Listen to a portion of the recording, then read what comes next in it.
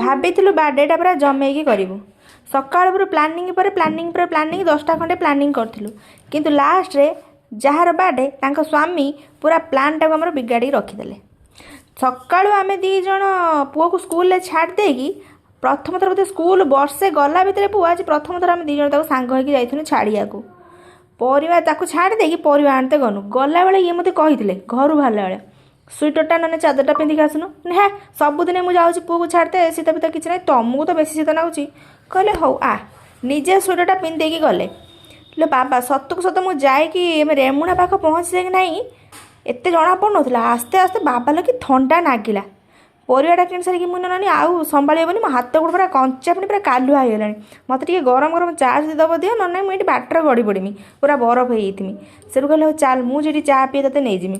କପେ 5 ଟଙ୍କାର ଚା ପିଇବେ ବୋଲି 10 ଟଙ୍କା ବୋଲି କହୁଛନ୍ତି। 10 ଟଙ୍କାର ଚା ପିଇବେ ବୋଲି ମୋତେ 15 କିଲୋମିଟର ନେଲେ। ଗନି ପିଇନି, ଗରମ ଯେତେବେଳେ ଥଣ୍ଡା ହେଇଗଲାଣି ଦେହଟା, ତାକୁ ତ ପୁଣି ଟିକେ ଗରମ କରିକି ଆସିବି ନା ନାହିଁ।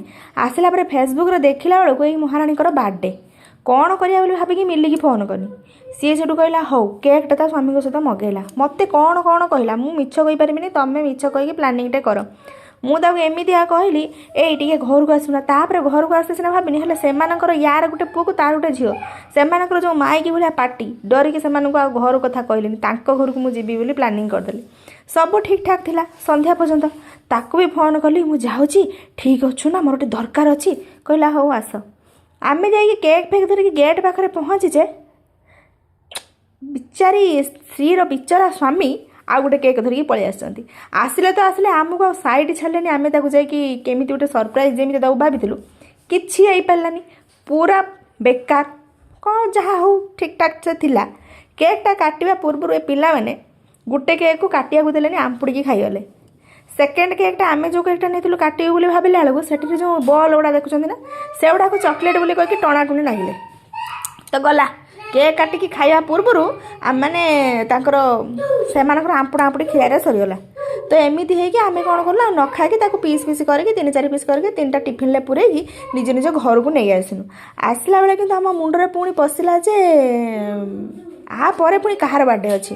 ଏ ବର୍ଷ ପାଇଁ ବୋଧେ ଏଇ ବାର୍ଥଡେଟା ଆମର ଲାଷ୍ଟ ଥିଲା, କିନ୍ତୁ ମନେ ପଡ଼ିଲା ଆଉ ଜଣଙ୍କର ବାର୍ଥଡେ ଅଛି।